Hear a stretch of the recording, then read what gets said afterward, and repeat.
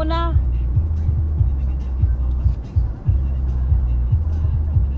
Ano man? Sige, sige. 10 muna kay wala na yung sulod akong Gcash. Akong bayad. Kuryente.